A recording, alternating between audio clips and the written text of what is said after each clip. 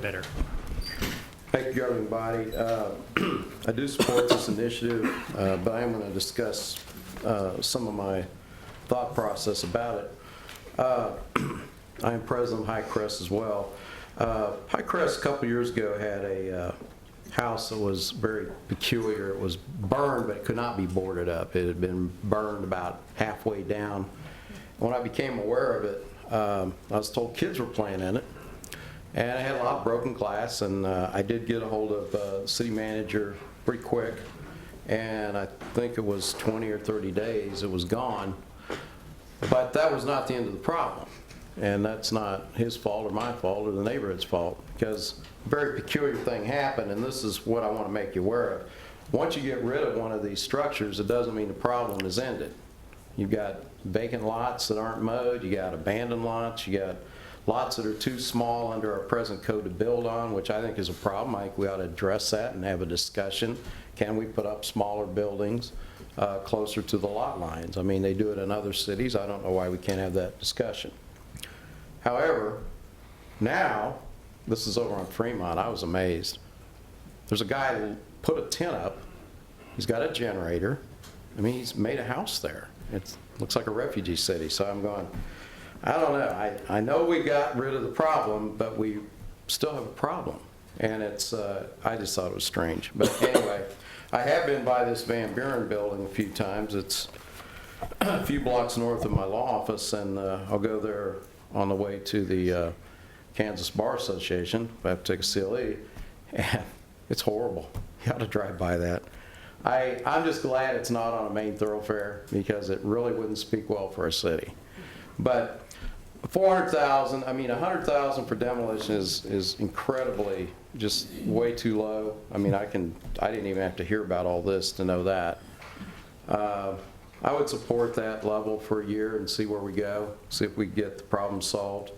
The positions I'm okay with. The salaries seem to be, you know, reasonable. I looked at the benefits, the position descriptions. I got those today. So I think it's reasonable. I support it, and I'll give somebody else some more time. Thank you. Thank you for your comments. Next is Mark Galbraith, to be followed by Tony Beck. And you know, some of you have spoken. If you haven't, you have 4 minutes. There's a light, the green light that goes on. When you have 1 minute left, the white light comes on. Thank you, Mr. Galbraith. Mr. Mayor, City Council members, thank you as always for this opportunity to visit with you about this important topic. My name is Mark Galbraith. I live at 1230 College. I'm the current president of the Elmhurst Neighborhood Association, and I currently chair a group called the Code Compliance Committee. That committee is a committee of the Topeka Neighborhood Task Force, and the task force came out of the last neighborhood summit in the city in 2013. And I really come here with just a pretty straightforward and fairly brief message to you, and that is to say that we support this initiative and this funding. And when I say we, I mean me, of course, but also many neighborhoods and neighborhood people across the city. And in fact, we have kind of a representative sample of neighborhoods here tonight, and a representative or two or more in some cases of those neighborhoods.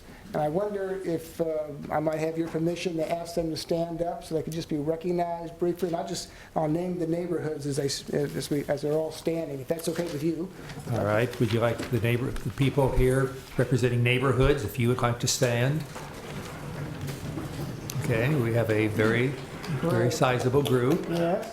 And they represent the following neighborhoods: Chesney Park, Monroe, College Hill, Greater Auburndale, East Topeka North, Central Park, Oakland, North Topeka West, North Topeka East, Elmhurst, and Westboro. So thank you all for coming. I really appreciate that. And thank you for letting them stand and be recognized. And of course, it's important, I think, to note that these are representatives of their neighborhoods. Many of their fellow neighbors couldn't come tonight. but I can assure you they support this initiative and this funding as well. And of course, there are many other neighborhoods that aren't represented here tonight, but I can assure you that they also support this. And I know that because we have been communicating this message or a similar message, not about this initiative, but about our concern with code compliance in general.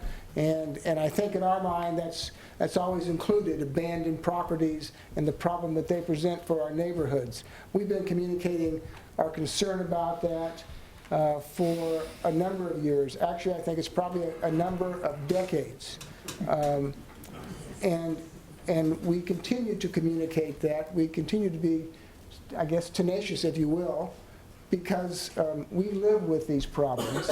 And so we know what You have 1 minute Okay, to conclude. All right, so we know what it means when you have vacant and abandoned, dilapidated structures in your neighborhood. We know what it means to have houses that exhibit code violations and that just never, ever seem to get resolved. We know what that means. We know that it can truly, jeopardize a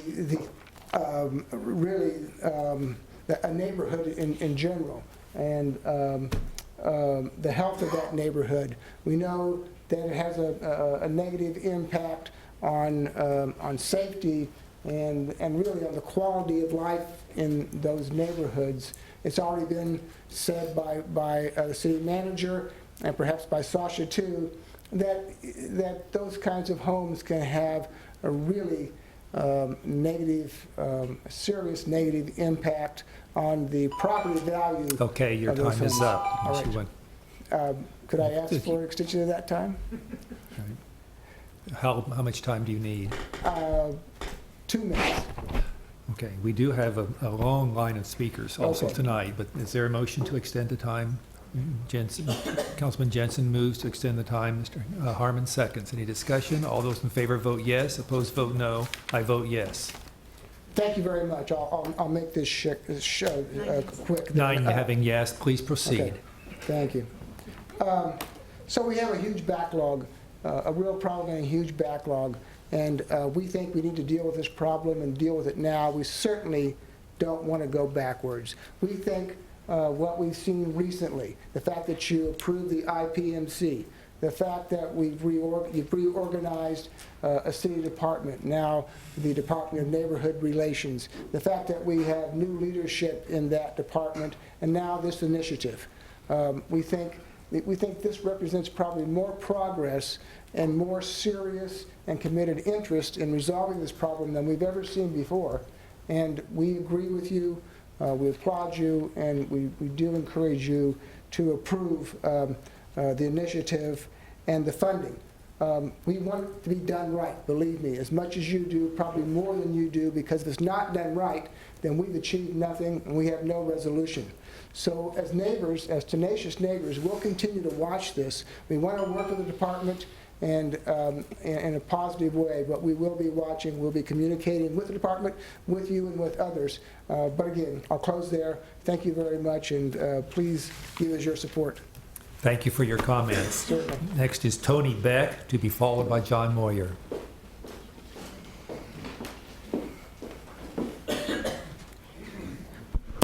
Mr. Mayor, City Council, I'm Tony Beck. I'm the chairman for the Endowment Committee for Westboro Homeowners Association. When I spoke before, I was president of the association and have since moved on to a very capable and wonderful new president, Larry Dimmitt, who is also here this evening. But what I think all of the neighborhoods will tell you the same thing, whether it's Westboro, North Topeka, or East Topeka, is that we can see that the leadership is truly in place now to move this forward. And from what we have heard from City Council tonight, I think everybody is on board. This is the first time I have heard our representative speak with Mr. Jensen, and he's right in there for the fight. And I think that this is what we need to do. I mean, I can certainly respect that we don't want to lose buildings that have the heritage, and we don't want to step on anybody's toes, that they're trying to save their property and they're not aware of the legalities of it.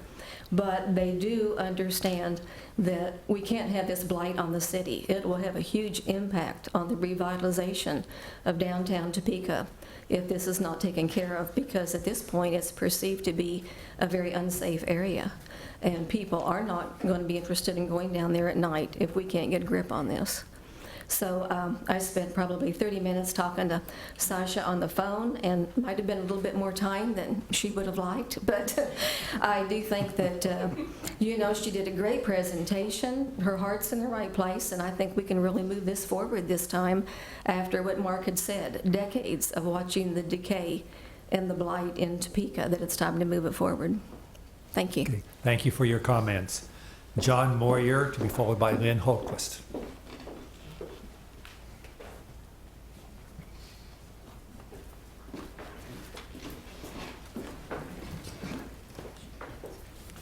Thank you. I'm John Moyer. I'm president of the East Topeka North Neighborhood Improvement Association and chair of the Topeka Neighborhood Task Force, or NTF. I'm probably going to repeat a little bit that's already been said, but the NTF was created back in 2013 based on the Neighborhood Summit information that came out. It's composed of members from NIAs, neighborhood associations, and other organizations and individuals who just want to see Topeka get better and want to help the city assist the city in following up on some of these things that were documented in the summits. And one of the first things we did was we decided we needed to analyze some of those some of that data, and it was real clear that property maintenance issues, code compliance issues were number one on the list. In fact, and today I went and looked at just the individual ideas and concerns regarding that category, and almost half of them had to do with abandoned, vacant, or dilapidated buildings. So I believe that this initiative is something we need to do. That's my opinion. And I believe it's going to help resolve those problems we have. I'm glad to hear that they're just not looking at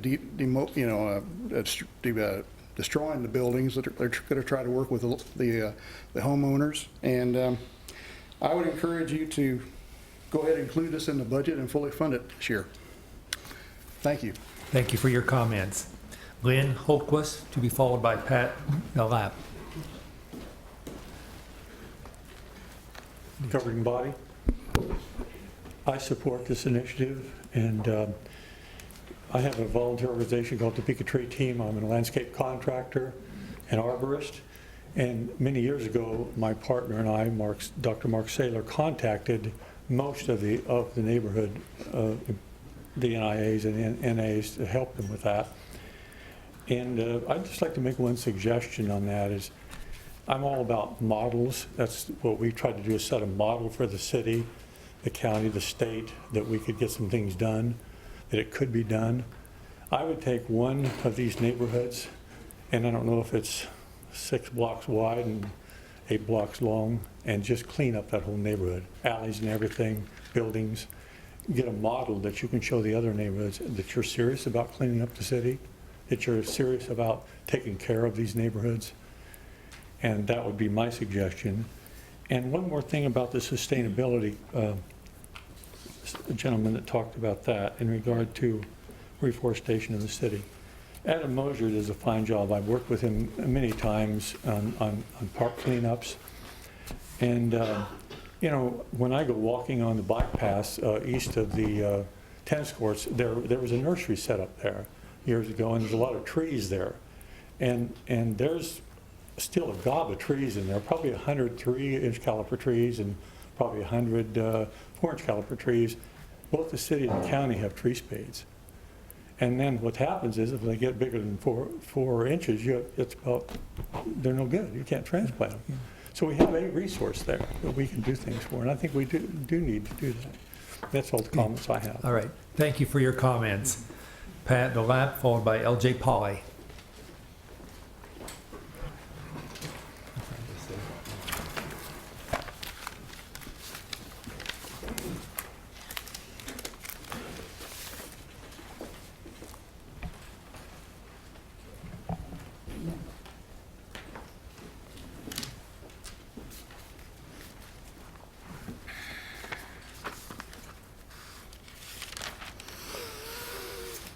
I'm Pat DeLapp. I'm an officer of an NIA and speaking as an individual and a landlord too.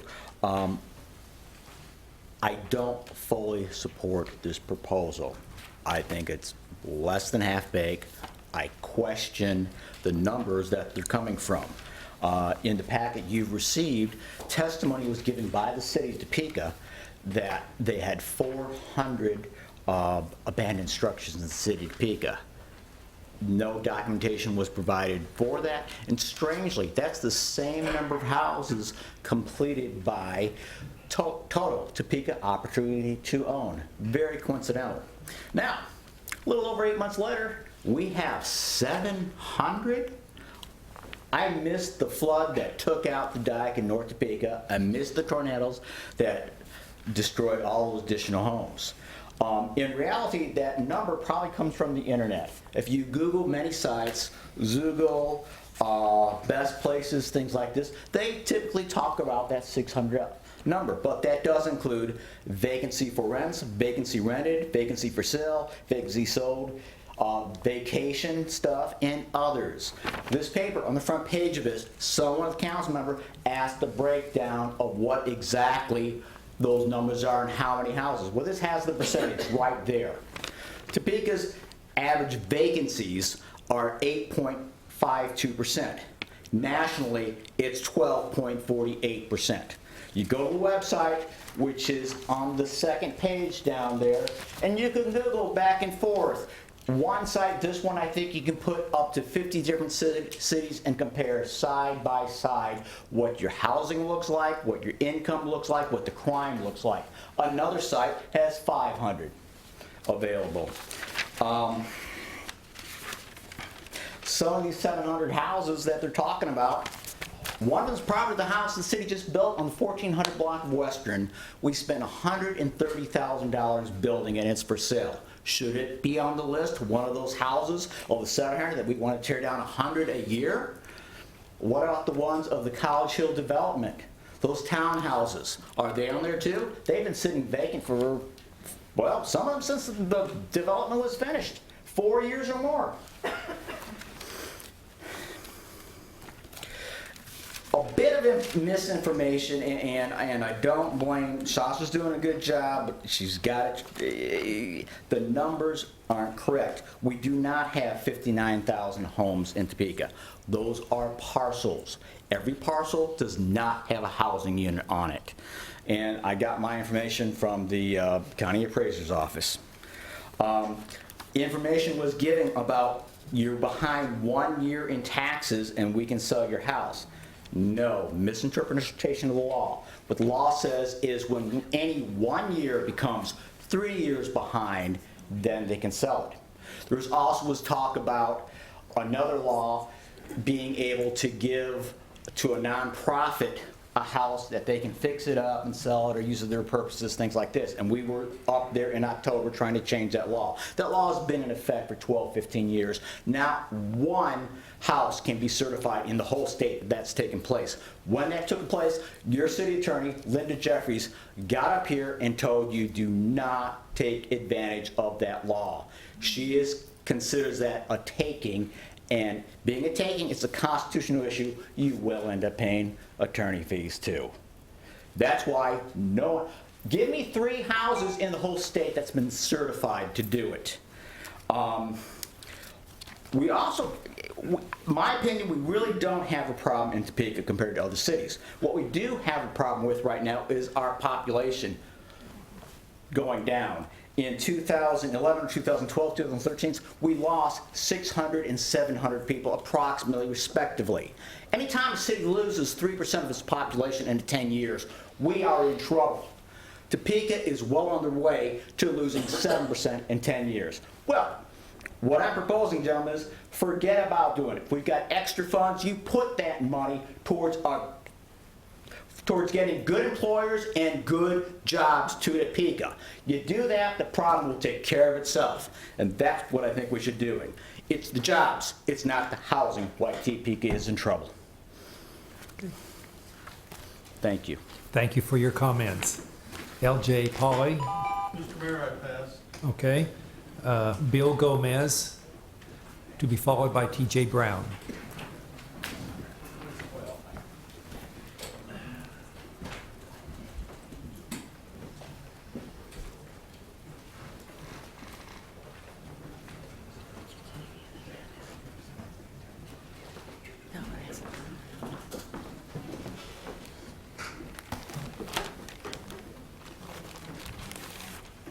If I might just take a minute before my time starts to pass out a couple of... Certainly, yeah, well, there are please do that. copies here All right, for every one of you, please. okay.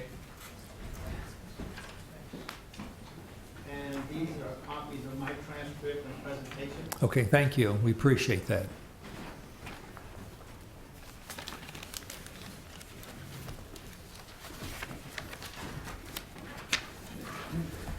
I would like to also pass it this in, Your Honor. This is a community commitment team booklet. It was prepared by your staff, and it has a comprehensive review of all the summit conferences that have been held since 1997 to date. This is the only copy I have, so I appreciate getting it back, but I think you need to acquaint yourself with this, at least a copy, and hopefully you can get a copy of that for yourself. Honorable Mayor, respected council, and city staff, thank you for this opportunity to speak before you on the topic of neighborhood funding proposed by DNR Director Sasha Stiles. As a current task force code compliance committee member, former NIA board member, and lifelong citizen resident, I ask that you all unanimously approve DNR's request for additional funding as proposed for the Department of Code Compliance. The community team booklet I referenced to you all summarizes the results of the 2013 conferences well attended by citizens of Topeka. Past summit conferences dating back to 1997, 2008, and 2013. These conferences have clearly stated concerns and expectations of Topeka residents over the years. Mission to remove and add resources and streamline code compliance services to enhance customer service. Goal to provide and ensure cleaner, safer neighborhoods to enrich the quality of life. Objective to make Topeka the best city to live in. The community team booklet is available to you all for your review. As I stated, allow me to suggest you all review it to update yourselves on current and past efforts put forth by citizens and City of Topeka administrations. Many citizen complaints speak about a broken code compliance which needs to be fixed. To just throw money at a problem is not a solution, but consider instead investing in a city service which addresses the problem, which citizens over the many years have seen as broken and services past due, in need of addressing for the better of our community. Along with the proposed funding, let me suggest that along with the proposed funding, if necessary for confirmation purposes, I would suggest that City COT DNR administration commit to review in totality current code compliance policies and practices and requirements per IPMC to ensure funding is utilized for the intended purposes. This could be accomplished through let me suggest again that this could be accomplished through the creation of a review committee consisting of COT, DNR administration staff, code compliance committee group, and a committee of council representatives, much like other COT committees in existence operate. Please note that as an advocate for inclusion, participation, no one is left out. Citizen resident inclusion participation is the core of all communities in a city's welfare and future health. It is the most important element contributor of the City of Topeka. Again, thank you for this opportunity to speak and participate, and I would stand for any questions. Seeing none, thank you for your comments. Thank you Thank you. for the printed material. Okay. Did And we will get this back to you. Maybe it'll be coming around, and eventually, at the end of the meeting, we'll have it for you. T.J. Brown.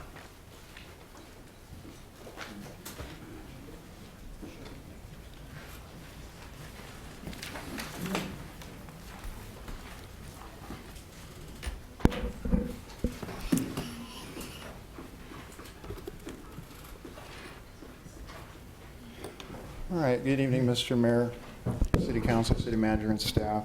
Thank you for hearing our concerns tonight.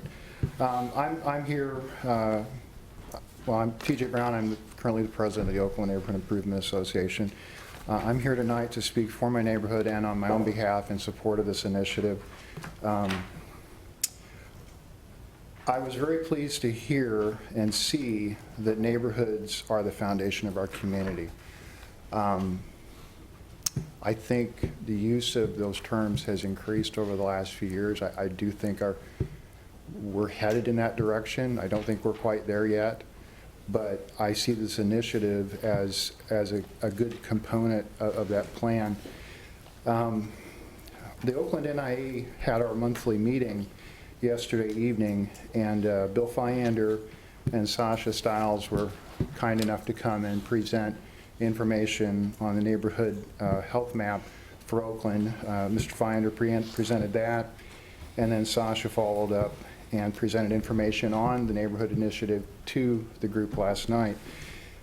And our neighborhood was fairly typical of what was commented on earlier, in that there was not quite an across the board, but almost an across the board decrease in home ownership within the Oakland NIA, and that there was an increase in abandoned properties. And the handout that I gave to you is just a sampling of some of the properties that exist in the Oakland neighborhood. And I'm really proud of my neighborhood, and most people try really hard to maintain their properties. But it is a great and grave concern when you live near one of these properties.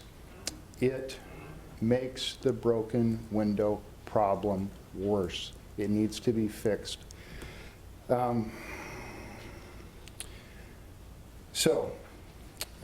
had a very engaged discussion last night. The membership that attended were very supportive of the neighborhood initiative. And our problem in Oakland in this regard is much less than some other neighborhoods, and yet you see what we have in our neighborhood. So even though maybe the majority of these dollars might not go to my neighborhood first, anything we do in these neighborhoods in reinvestment is a very good thing. And what got commented on several times by the membership was they see this as a way to buffer against the potential for further property value decline. That was very important to them. And we are supportive of the idea of the specialized inspection unit, and the fact that the plan that's been put forward, Ms. Stiles talked about tonight, is a three-pronged solution. It's not just demolition, but it's demolition, rehab, and sale. So we hope that, as the NIA, we hope that you will support this initiative and the funding for it. And we hope that this body will take up this issue and set it as a larger priority than actually just the initiative itself. To include building on it by considering a full review of policy, funding, incentives, and all other means to support the initiative, so that these properties can be returned to the tax rolls, abated as nuisances and magnets for criminal activity. And lastly, so that new residential homes commensurate with the neighborhood that they would be built in, can be built and can be constructed. That completes your time. Do you Almost done. 1 minute, perhaps. Is there a motion to extend? Councilman Shum moves to extend the time by 1 minute. Councilwoman Schwartz seconds. All those in favor vote yes. Opposed vote no. I vote yes. Councilmember Shum?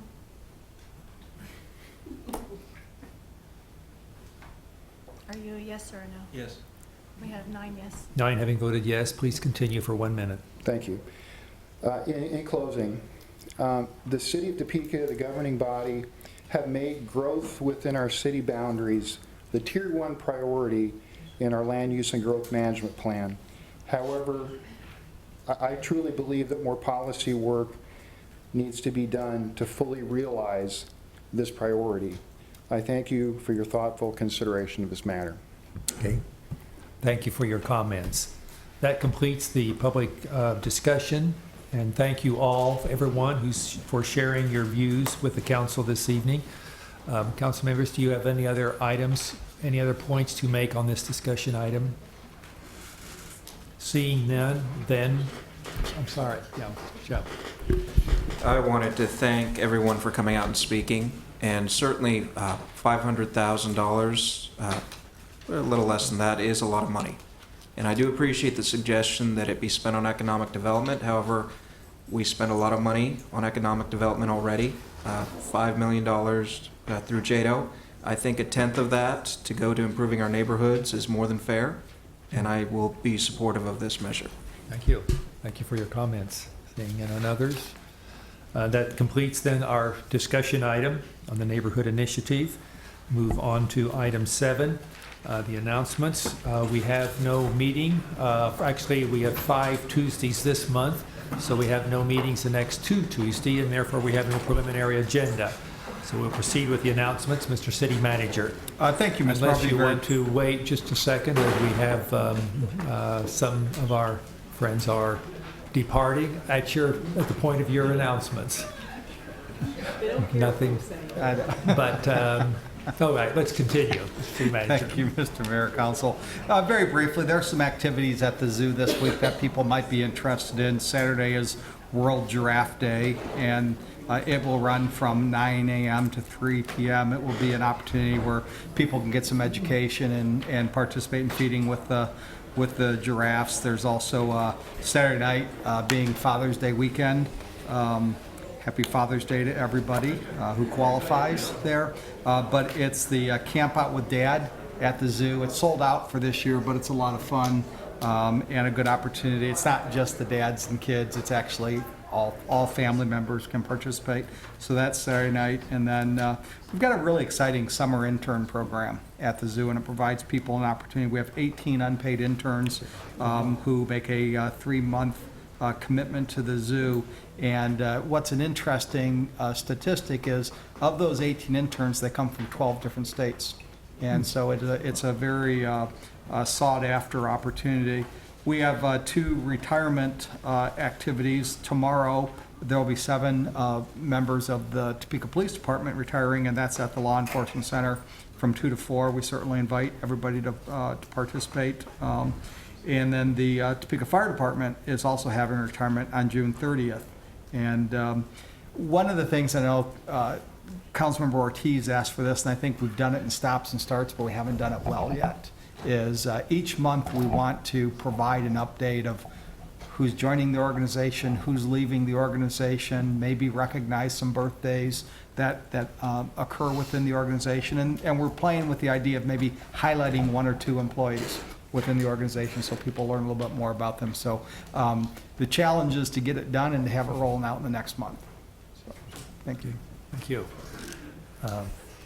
Councilwoman Claire. Yes, I wanted to thank Betty Allen and Beth Fager because I got to tour the Great Overland Station. I'm embarrassed to say I'd never been there before. I always wanted to go, but it is really a nice place. It is spectacular. So, I mean, if you haven't gone, it's worth going. Mm-hmm. That's all I have. Okay, Councilman Ortiz. Thank you, Mr. Mayor. City Manager, I don't know about the birthdays. They might not want that to be known. Just the date. Today's my son's birthday. Happy birthday. He's 30 years old, and he don't want nobody to know, so even at 30.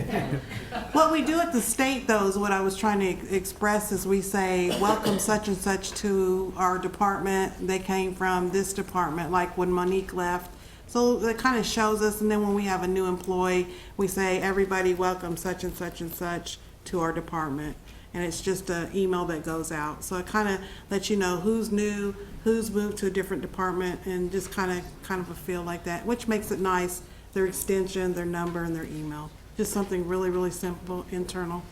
Just really, really simple that I think we could have mastered a long time ago. Anyway, happy Father's Day to all the fathers, and to Mr. Mayor and his lovely wife, happy anniversary. Thank you, Sylvia. Councilman Shum. All right. Last night, I had the pleasure of attending Rolling Meadows Neighborhood Association and hearing a wonderful presentation from Jim Green on emergency preparedness. So I wanted to thank him for that. If he's not been out to your NIAs or your neighborhood associations to talk about having a to-go kit, I encourage you to have him out.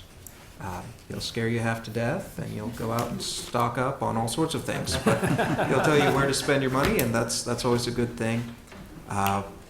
When he gave me the ratios of how much water I should have per child and pet, I got a little scared, but I think pretty much. But just appreciate Jim and his experience that he brings to Topeka. I'd steal Elaine's thunder if I called him the gem of Topeka, so I'm not going to do that. I was a little worried that Miss Clear over there might have stolen Elaine's gem, but with that build-up, she's going to have a great one, and I'll let her think about that while Brendan does his. Mr. Jensen. Since this is the last meeting before 4th of July, I would like to wish everyone a safe and happy 4th of July. It's one of my favorite holidays because as a boy that never grew up, I love to blow things up. Second of all, I want to wish my father a happy Father's Day. He's my hero and a huge part of the reason I'm here today. So everybody have a safe and great time off. Councilmember Schwartz. I'll try and be brief. This is a wonderful day with anniversaries and birthdays. My son's birthday is also today, and he turned 44. So,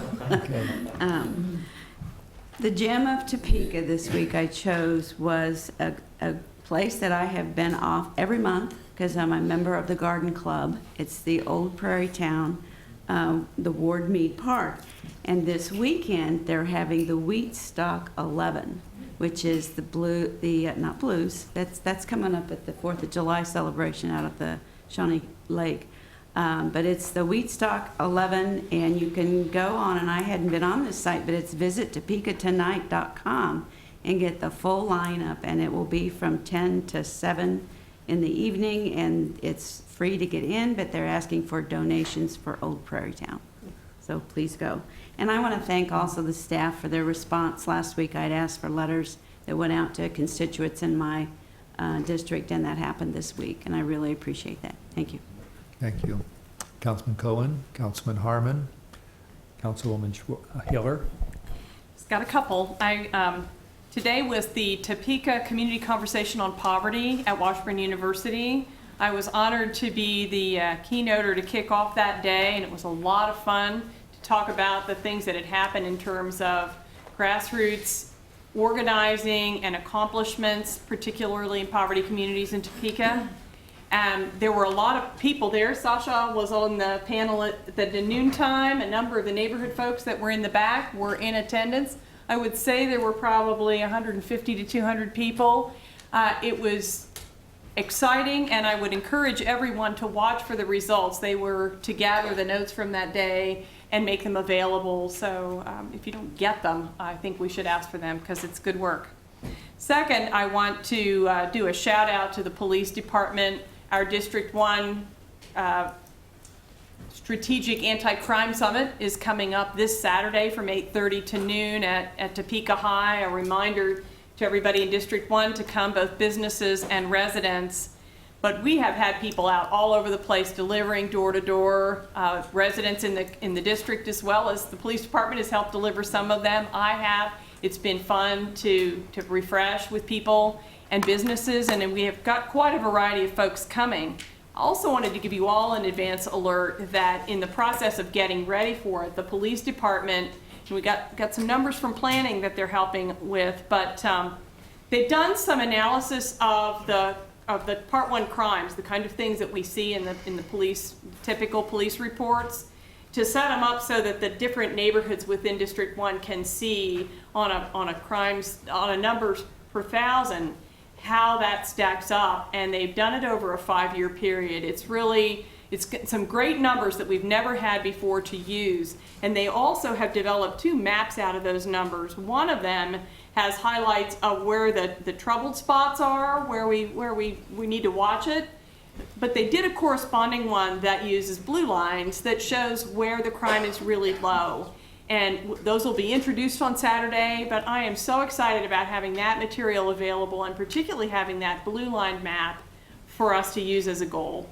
And so I encourage you to watch for that. There will be, probably by the time we meet again, since we've got a gap, what will happen is that the recommendations from the participants there will be put into a document. There'll be a response from the police department as well as neighborhood relations about what things they see of the recommendations that could be implemented, and we'll certainly share that all with you. But I'm very excited and again, very appreciative. The police department's fabulous. And last but not least, we do have a budget meeting tomorrow evening. And unless it came during the meeting, do continue to watch for the promised response from Nikki Lee, the budget director, with answers to the issues that were raised in our meeting last Saturday, as well as anything that came in otherwise. That'll give us a leg up on our meeting tomorrow evening. I do expect that we will talk about the neighborhood relations proposal further. That was clear. Also, people had asked for discussions about street, and then whatever answers come in and whatever other issues are raised. It should be a great meeting tomorrow night. So thank you all. That's it. Thank you all for your announcements. Next item is public comment. Mr. Joseph Ledbetter.